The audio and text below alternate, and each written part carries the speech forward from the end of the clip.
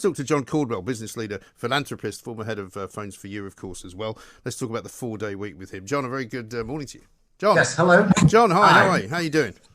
I'm very good, thank you. Are you? Yeah, very well indeed. I'm glad to see that you, like me, think that this proposal of a 4-day week is a nonsense, because everyone I ever speak to who proposes it says, oh, but of course, people are much more efficient if you only make them work 4 days a week, but they can't ever really tell me how.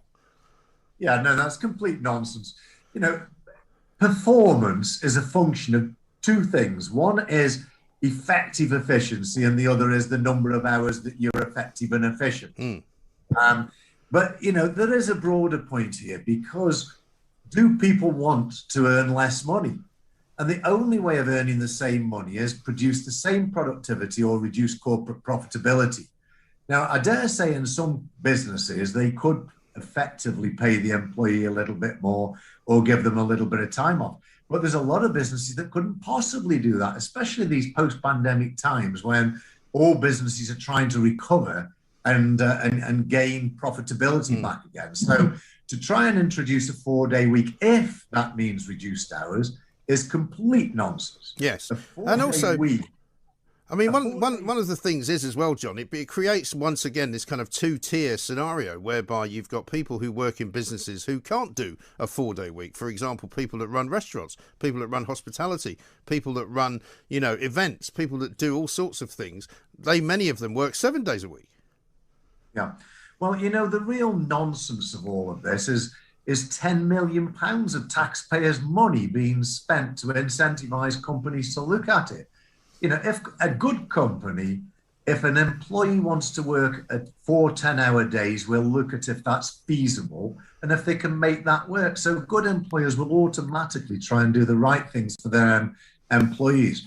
But it won't be reducing hours, because you cannot reduce hours unless you increase productivity or take a drop in your standard of living. So there is no solution to that. So if a person wants a 32-hour week, for instance, 4 8-hour days, and they're happy to take over 20% reduction in pay, that's fine. If the company can afford and negotiates that with them, that's equally fine. But to incentivize with taxpayers' money for employers to look at this seems to me an utter nonsense and waste of time. And it also seems to be being promoted by what I would regard as the kind of work from home, you know, Apple, Mac, middle-class champagne socialist types who basically think that, you know, they want a better work-life balance. Well, you know, that's great. But, you know, unfortunately for most people, their work determines what kind of life they have. And if they can make enough money, then they can think about having a work-life balance. Yeah. You know, and in any event, 35, 40 hours a week isn't very much. I still work probably 60, 70 hours a week. And I don't think it's about the number of hours that you work a week. It's about whether you enjoy your job and it's giving you satisfaction and drive. And those people that used to work for me when I was running Phones for You, and other people that work for me now, they don't count their hours because they're enjoying the job. And as long as they then can go home and have a reasonable and sensible home life, they're fine, because they don't see it as a trade-off. No. If someone's working 100 hours a week, of course that's dreadful, and they don't have any time for a home life, and that's no good. But when we're trying to trim the number of hours down from, say, a 37.5-hour week or 40-hour week down to a 32-hour week, the only thing that can follow from that is a reduction in living standards, or somehow they have to drive productivity massively in a positive direction in order to compensate. And I know Nicola Sturgeon's pushing this idea up in Scotland, but a lot of the people, the proponents of this, will say, oh, there's lots of other countries doing it successfully. I don't know if that's true, really, John. Are there other countries doing it successfully? Well, like yourself, I don't know that that's true, but the simple fact is that your standard of living is dictated by how productive you are per hour and how many hours of the week you work. So, you know, there's only one alternative to this, and that is that you take a reduction in your standard of living. But that doesn't mean we couldn't do 4 days a week and do 4 10-hours. Now, I would very much in favour of that where it works within companies, because if somebody would like 3 days a week off and they do 10 hours a day for 4 days, that sounds like a perfectly good solution. And in fact, when I worked at Michelin Tire Company 50 years ago, I advocated that personally because I would have liked another day a week off. Didn't mind doing another 2 hours a day. Yeah. But, money has to come from somewhere. It doesn't grow in trees, on trees, and especially in these post-pandemic times. And also, if you're with a big company, it can be a real nightmare trying to work out who works on what days as well. I was formerly, in one of my previous lives, night editor of the Daily Express, and I was in charge of the entire production staff, and I took over for another bloke, and his deputy at the time was only doing 3 days a week, because they used to have these ridiculous kind of hours in newspapers, right? And I said, well, unfortunately, what we're going to do is we're both going to work 4 days a week, and on the fourth day, you're going to be in as my deputy. And he said, oh, no, I can't do that. It's not in my contract. When I'm here, I'm running the paper. And I went, well, not anymore, you're not. And he went away and he created what can only be described as a sort of Bayou Tapestry type rota system, which he unfurled in a pub for me. And it was all colour coded and it was about, 12 inches square. And he said, I've worked out a way to do it. I said, you're wasting your time. And I just screwed it up, threw it in the bin. And he had to, in the end, take his medicine. And in the end, he walked away from the job. But you can't run a company by just making everybody happy and doing what they want to do. It doesn't really work like that. No, you're absolutely right. And rostering is a nightmare. Yeah. And that would become a nightmare of 4 days. But some companies will be able to do it and probably do 4 10-hours. Some might even do 4 8-hours, but that money will come from somewhere. And in addition to which, they do have the rostering nightmare of how to create coverage. Yes. Whatever. I mean, imagine the shift worker who's doing 3, where there's a days, noons, nights. Each shift is 8 hours long, and you have to cover 6 days a week. Some companies even manage nearly 7 days a week by having Sunday working as well. But mostly it's six 24-hour days. Yeah. And those 8 hours, of course, divide nicely up into the 24 hours. So there's all sorts of challenges by changing the working hours.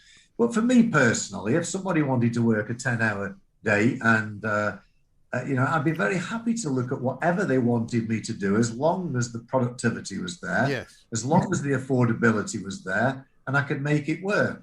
And that's what a good employee will do. A good employer will do. So we really don't need to waste 10 million of taxpayers' money to promote this. And I just think that's electioneering. Yes, I think you're absolutely right. I mean, the other problem I once had was a job share, again, which was done at the behest of somebody that worked for me. She'd had a baby, she wanted to come back, but she didn't want to come back part-time, so it was basically my secretary. And so I had 2 different people doing the same job, and it was hopeless, because every time I said to one of them, remember that thing I told you last week? She was like, oh, no, that wasn't me. It must have been the other one. And I'm going, well, surely you talk to each other. Where's the letter that you sent to so? Oh, I don't know. I wasn't here last Tuesday. And I'm like, well, I can't remember who was here last Tuesday, but one of you should know what's going on.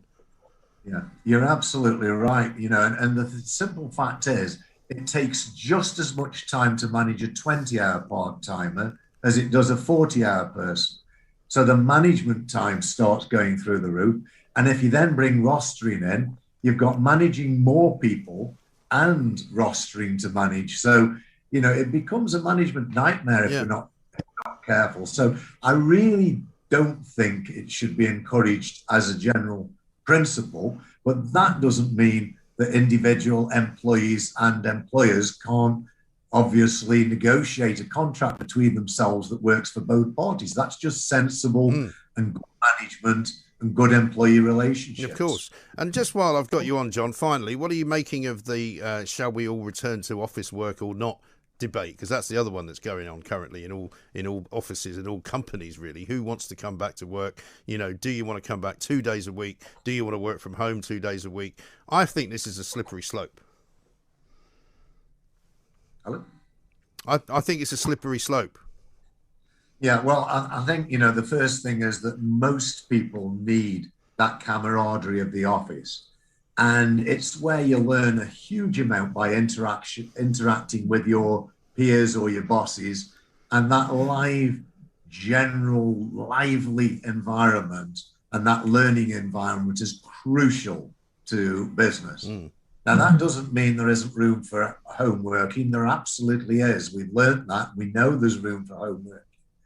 And wherever that can work for an employee and an employer, there's no reason why that shouldn't be encouraged. But in general, we do need to get back into the office. where young people can learn from their peers and their superiors and gain the experience and knowledge, and everybody can learn together, bounce off each other, spark off each other, and create a dynamic, lively environment that is all about improvement of the individual and improvement of the business. Yes, and I think that's the balance that has to be struck. John, thanks very much indeed. John Caudwell, business leader, philanthropist, a man who I think very succinctly put the case why a 4-day week doesn't really work for most companies, and it shouldn't really be introduced even as an electioneering sort of proposal.